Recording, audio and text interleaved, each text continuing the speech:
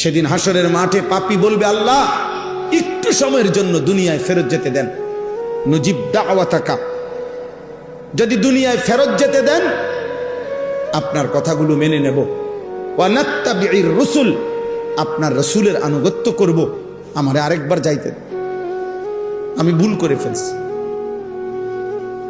আমি ভুল করে ফেলছি। হাসরের ময়দানে বলবে।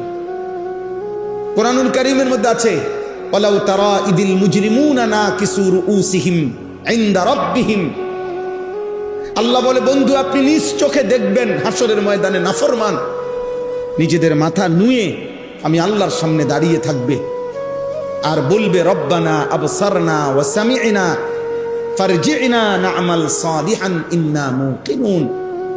আল্লাহ আমি হাসরের ময়দান চোখে দেখলাম, জাহান্নামের আযাবের কথা শুনলাম এবং সব কথা বিশ্বাস করলাম, ফারজি'না, একবারের জন্য দুনিয়ায় ফেরত যেতে দেন, না'মাল সালিহান, নেক আমল করব।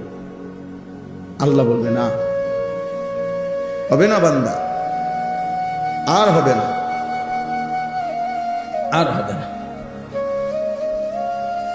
কোরআনুল কারীমে আল্লাহ তাআলা বলেন, প্রত্যেক জাহান্নামী জাহান্নামের ভীষণ আগুনে যখন টকবক করবে, উথরাবে, এই উতরানো অবস্থায়, ঢেউ খেলা অবস্থায় জাহান্নামের আগুনে আল্লাহ তাআলার কাছে বলবে, আল্লাহ, এক নম্বরে বলবে, আল্লাহ আমাকে মৃত্যু দিয়ে দেন। আল্লাহ বলবে, লা ইউকদা আলাইহিম ফায়ামুতু, না নাফরমান, আর কোনোদিন মৃত্যু হবে না।